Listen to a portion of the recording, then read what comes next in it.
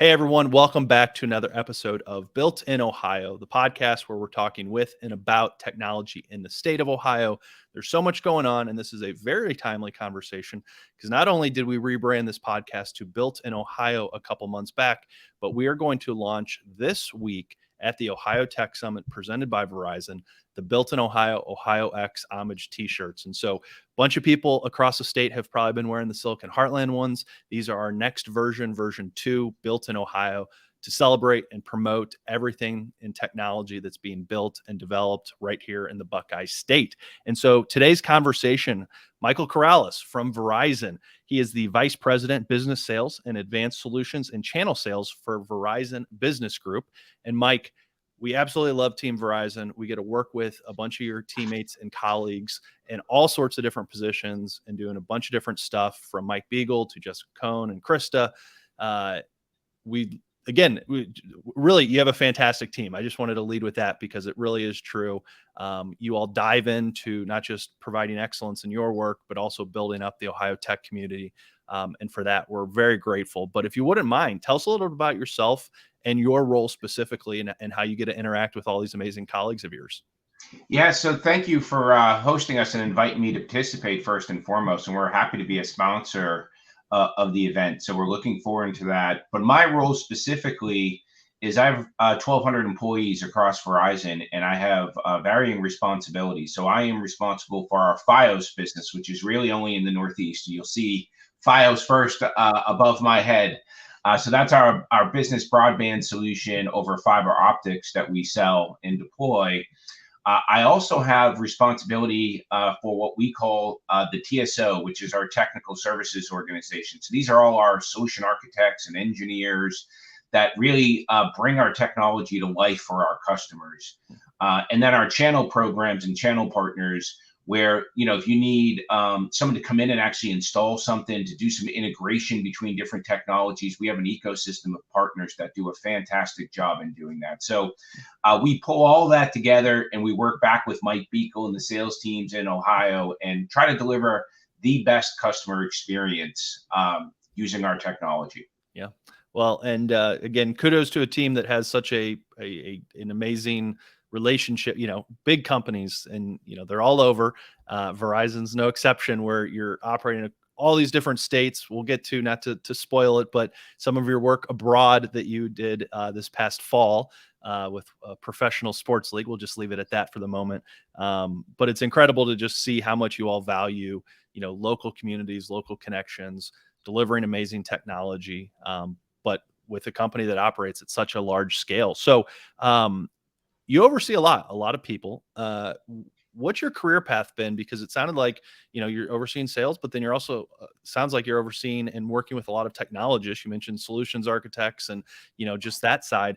So what's your background like? Where did you kind of get your start? How long have you been with Verizon? And, what's kind of the story behind that all? Yeah, so interestingly enough, and this is talking about technology and small business and medium business is a passion of mine, because I started actually owning a small business and working with my father. And that's how I went through college, Northeastern University in Boston, Massachusetts, where I got a degree in management information systems.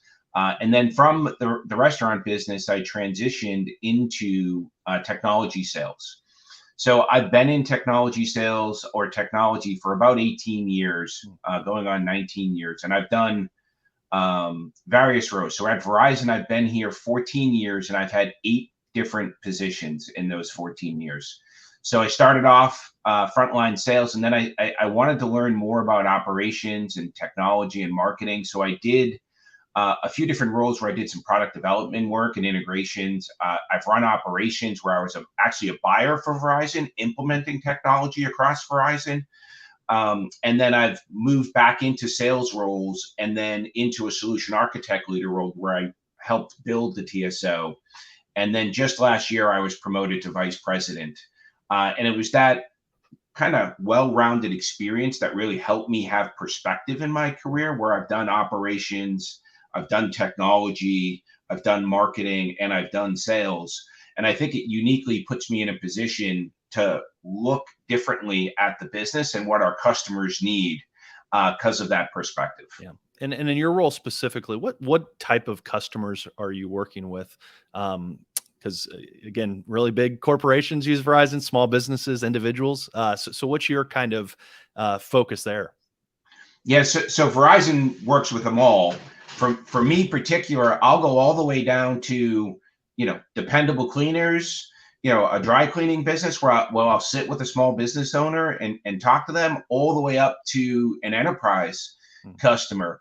I've also spent a good amount of time in public sector, supporting public safety, supporting healthcare during the pandemic. We did a lot with digital learning initiatives. So, just through the years, we touch so many different customers who have so many different needs. And we want our employees to experience that and have expertise, because ultimately it's important that we understand our customers. We learn to listen to our customers so we can really deliver what they need, not just what we have. Because Verizon has a ton of technology, but you got to make sure it's the right fit and it's easy for the customer to use or deploy, because everyone's at a different level of technology. When I go back to my restaurant business days, I wasn't a technologist at that point in time. So like, if you told me I had to install stuff and manage stuff, I'd be like, I'm out. Like, I know how to cook. Yeah. Yeah. Well, So we and I have to love, meet the customer where they need us. yeah. Well, and I love you brought that up, because it was a bit of a leading question, because I wanted to loop back to your small business experience. So mentioning the restaurant, and that's something that, we love to see. And we have these great relationships with other sectors and industries in the state that are interested about technology and how how innovative solutions can help them be more competitive, cost savings, whatever that looks like, because technology is great, but it also disrupts. And that's such an Ohio opportunity, I think, and others too. So this isn't, anything novel that I came up with, but how do these small businesses, traditional industries that maybe aren't tech focused or don't have the luxury of having a big IT department or a big technology department, or, a technology leader, and it's, maybe one person kind of on the side, or they outsource a little bit of it. Um, but what is that like? And what is that kind of, experience and message, especially with your background in the small business world, too, because you mentioned going to enterprise then, and you are talking with those experts and they can get in the weeds and they can do the details. But I'd love especially to kind of dive in a bit to how your background in that small business world, and how do we message technology broadly? So even beyond Verizon, for some of these smaller companies, small businesses, family owned shops, that are looking to be a little bit more innovative, but don't necessarily have that background. Yeah, there's a few things that Verizon does that I think really caters to helping small business customers. First and foremost, the way we've set up our organization is actually segmented by the customer type. Hmm. Meaning, if you go into one of our retail stores, there's actually a section that's built for business, and it talks about fixed wireless access, One Talk, BlueJeans, and a couple different other applications. And we have specialists in stores that are there to talk about small business. That's all they work with. That's all they deal with. They know it needs to be simple, easy, and reliable to deploy. Mhm. Then, if you have a larger business and you say, hey, I got a manufacturing floor, I got a lot of different technology, I'd like somebody to come out and tour my facility and talk about what we're doing, what outcomes we're trying to create. We have people that will do that, right? So I have people in my organization, solution architects, that'll come out there, interview the customer, talk to them, talk to the different business units, and then we'll talk about what infrastructure they have and say, hey, these are the things that we've seen with other customers in other industries, and we know that work well together. And then we'll build something very custom and bespoke for them. Hmm. And then you go all the way up to the enterprise space. So that's one way that we help. Another thing that a lot of people aren't aware of is we have a program called Digital Ready. This is hundreds of trainings that are free for small business owners. These trainings are available for marketing, business, operations. There's mentors that'll come in and talk to you about social media marketing and branding. There's coaches available. There's even grant funding available. So just recently, in the Hispanic community, we gave $10,000 grants out through that program. And that's a free program. I can think of a story I recently told just in DC of Esther Good, who was she had a food truck company out of Philadelphia.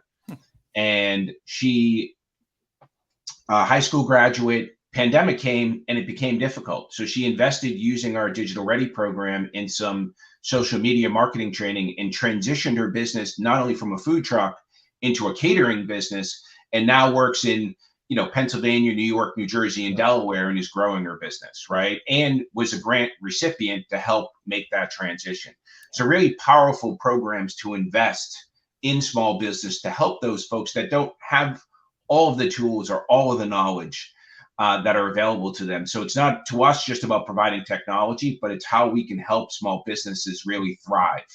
Yeah, I love that. I love that example, especially to help them scale. And kind of, you had mentioned a little bit ago that as you were, in your career and different jobs, you wanted to learn not just the technology side, but the marketing side, and being able to not just build the technology, but make sure that it gets to a place where whether you're talking again with enterprise and the CTO of a company, and then a small business owner who owns a food truck, there's different messaging there, even though some of the solutions are probably, the same or quite similar, at least on the technology side. But that's that opportunity, especially in a state like ours, where we have all these small businesses and all these family owned restaurants and things where, you're not looking to become a technology company per se, but in a way you are, where if you can save some money on certain things and help grow and expand the business, that's a really powerful thing. Well, I'll tell you, we did recently a small business survey. So we like to go out and listen to our customers. And the most powerful statistic to me that came out of that was that 77% of the customers surveyed said the lessons learned from the pandemic and the technology that they implemented to go digital because of it will enable them to face any economic challenge that currently exists, which I thought that was really powerful, because it's not just the lessons learned, right? And you had to adapt and change your business models, but people embrace technology like never before, faster than ever before, because they had to, but it's helped their businesses grow and maintain better connections with their customers. Yeah, absolutely. COVID awful on so many levels, and none of us wish we lived through it. But Oh, uh, terrible. yeah, 77. That's one of those silver linings coming out of it, of small businesses becoming more competitive, and now we're in this other kind of, frankly strange economic environment, if you will. And but you look back and, we just got through an even worse one, and everything that brought for a while. So fascinating stuff. And I wrote down that stat because I did love that. But Mike, let's now kind of get to some of our quick questions that we do for all of our guests. The answers don't necessarily have to be quick, they can be. But the first one is, what's a challenge or a problem that you're working to solve currently, with Verizon within the business?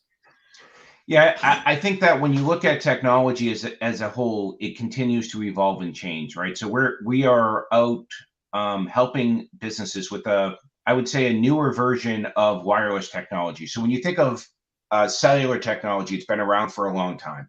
Most people know the really big cell site that's up there. It has all these big fancy antennas and mechanisms around it. Each of those cell sites cost literally probably about $1 million to deploy. So a lot of investment goes into it. So when you think of a wireless network, you think probably expensive. That's why there's only a few big national carriers out there, because of the amount of capital you have to invest. But over time, technology matures and it gets better and it gets easier. So as you went from macro cell sites to small cells to nodes, we now have a relatively, I would say, 2 or 3 year old technology that is private cellular networks, right? And these private cellular networks can run from pretty inexpensive, maybe $35,000-$40,000 to cover a business, up to much more bigger examples. You teased a little bit, and I was going to mention the NFL. So the NFL, we've come out publicly and talked about our coach-to-coach communications. So when you're in a stadium environment and there's tens of thousands of people there, right? Imagine yourself at a Ohio State game, right? And Yep. it's packed with people, and the coaches need to be able to communicate with each other. So they're using in the NFL private network technology that will communicate, and they're the only ones on it. It's only the coaches. It's completely secure and encrypted, because each headset is basically operating off of its own SIM card, right? So it's not even authenticating like Wi-Fi, but it literally authenticates like your smartphone. But no one else can see the network. No one else can hear it. No one else is using it. So it's pretty cool technology. And the NFL used it overseas for all their games and is deploying it across all the stadiums for the coaches for next season. So that's like a big, huge enterprise. And people are like, well, the NFL's got a lot of money. So we recently deployed in New Jersey at a small farm, as an example. And this farm has its busiest 3 weeks during tulip season. So they sell tulips, beautiful, gorgeous place. And they had an issue where their customers they only had internet access in so many spots. And so it was long lines of people waiting to buy and boiling in the sun. Mm-hmm. So they were like, hey, how do we do this better? So they came to us with this challenge. So we recommended a very small private network, basically a couple radio nodes that went on into the farm and broadcast out network using CPRS spectrum, which is publicly available. And now they were able to spread out their point of sale transactions, bring food trucks in that could run credit card transactions, and make a far better experience for a very small capital investment. And by the way, we'll fully manage it. So it's not like, hey, I have to like buy this technology, I have to manage this network. No, we do that for you. So we bring it to you, we build it, we manage it for you, we make sure it works for you. And it really helps even small businesses that have unique needs be able to serve their customers better. And then with autonomous vehicles and stuff like that, those types of private networks, when you get to more advanced technologies, are super important because you can guarantee coverage. You can actually deploy cheaper than Wi-Fi or managed Wi-Fi, especially in outdoor environments. And you can have much lower latency. And then you can add edge compute capabilities, or what's called MEC, what we call. And we partner with all the big cloud providers, and you could do it either public or private, right? So you could we have it deployed in 19 different cities where you could actually have your data really close to the edge of your network in the application, so you have low latency. Or you can even have it on site. Think of a big healthcare organization running critical applications, performing surgeries. They need 2 millisecond latency in that application because life is literally on the line of the application working, and they have the opportunity to deploy those types of technologies. So really cool things that we're deploying with private networks and edge compute capabilities that help small, medium, enterprise, healthcare. It can be really customized and catered to a specific environment. Oh, that's really cool. 2 quick follow-ups on the NFL example specifically. I assume it's the same technology going from the head coach or the offensive coordinator into the quarterback's kind of headset, right? Because it's probably all on the same network to an extent. Exactly. Yes. Yeah. That's cool. So that's got to be pretty cool on Sundays watching, NFL, and it's like, hey, we make that possible and make that happen, which is that's pretty neat. It's fun. That's the fun part about technology, because you get to see it come to life every single day. And for me, whether it's the NFL and knowing it's there and watching it on TV, or it's talking to a small business owner and literally having them tell me that, your technology helped my business grow and help me live my version of the American dream, right? Which is to provide for their family, to be proud about what they do, to make an impact, which is really cool. Yeah, that is really cool. So diving into a couple other quick questions. Next one up is, what's a favorite read, listen, or watch? So this could be a book, a podcast, or a show. Yeah, so I got a few options for you because I'm an avid reader / audiobook person. First, I'm going to go with James Clear in Atomic Habits, who is from Ohio. And I re-listen to that book every December between Christmas and New Year's. I think that stacking habits is huge. By the way, it helps me both personally and professionally. I often tell the story of I was once I'm a big guy. I'm 6'1". You can't see that through the camera, but I had weighed over 300 pounds, and I wanted to get healthy. And I wanted to learn how to stack my habits. So what I started to do is take my work clothes, my shoes, my bag, and everything, and put it in my car at night. So I created that habit that I would do that every night. And then in the morning when I woke up and I said, I don't want to go to the gym, I just want to get up and get my day started, I would then remember, okay, I put my clothes out in the car, and that's a real walk of shame to have to go back out there and pull that back in. So it forced myself to create the habit over and over Yep. of going to the gym. And now I literally work out 7 days a week. It's no longer really a challenge for me, but that was what really kickstarted me. Yeah. Another great book that I love is Never Split the Difference by Chris Voss. And it's really a negotiation book. But for me, it helps with negotiations, especially being in sales and negotiating either with vendors or with customers. But for me, like I'm like a problem solver by nature. My mind goes immediately. Soon, Chris, if you said something to me that you had a problem, I'm going to be like, at least historically, I would start to try to solve that problem instantly. Mm-hmm. And what that book taught me to do is really ask more questions and verify that I understand the problem before I start trying to solve the problem. Right. So by asking what Chris called at the time calibrated questions and getting folks to share insights and information, and then mirroring, which would be repeating back in my own words what you told me to make sure you nod your head and say, yes, you understand my problem. So slowing down and listening to that was a big aha moment in my career, by the way, even in my personal life. And then the last one I'll share is Principles by Ray Dalio. And again, personal and professional. Every time I'm making a big decision or considering a big problem, I actually take time to write out my principles around that problem. So when I'm making that decision, I can go back and look at that and say, okay, this aligns to my decision. So an example of that is I have 4 principles when it comes to building a product at Verizon, right? First and foremost, principle number 1, it has to be easy for a customer to deploy and make their life easier. Because if it doesn't do that, they don't need it, right? So how are you improving their process? How are you improving the customer experience? And is it easy for them to use and deploy? Is it easy for our sales team to sell? Is the second one, right? Because if your salespeople can't explain it, we don't arm them with the tools and ability to do it, then it's not going to work.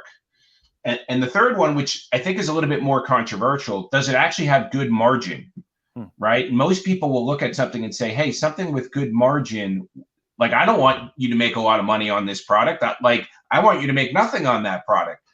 So I learned through my experience as a buyer of software, you actually want the company you buy from to make money on that product. There's a reason for it. 1, there's room to negotiate.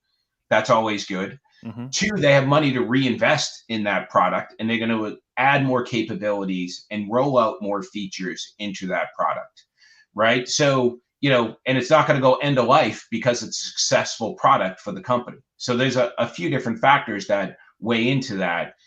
And then the third one is, do you have a right to win? Like Verizon has a big brand, but if we launch a product that's not our core competence and what people associate with our brand, they're not gonna like, oh, I didn't know Verizon did that. Right. Why am I talking to you about that? So I actually went through an exercise a year ago where I graded our entire portfolio based on those 4 principles, and then reviewed it with our chief product officer and said, hey, these are where I view we have gaps and challenges, so we can create a better experience and make sure we have a right to win. I love that. I could probably ask a million questions on that one, but in the spirit of keeping us on track, but I love that. That is really fascinating stuff. The next one is, if you had $100 million to solve a big problem or something that is big, we all have different opinions, whether it's personal, nonprofit type passions, whatever that might be. Where would you take that money to solve a real big problem that exists today? Yeah, I mean, it's hard not to go to medical with that. I know family and friends have been impacted by so many horrible diseases. So cancer would definitely be very high on that list. I recently lost an employee who battled cancer for a year, and it was heartbreaking for our team, our people, his family. I've lost loved ones as well to cancer. So that to me is if there was a way to wave a magic wand and solve something, that would absolutely be it for me. Yeah, absolutely. And thank you for sharing that with us, and sorry to hear about the team's loss. But thank you for sharing those sentiments. And a final one to kind of end on a high note. Summer's coming up. We love to ask people, kind of passions in terms of, we all like to recharge. We all like to go do things with family.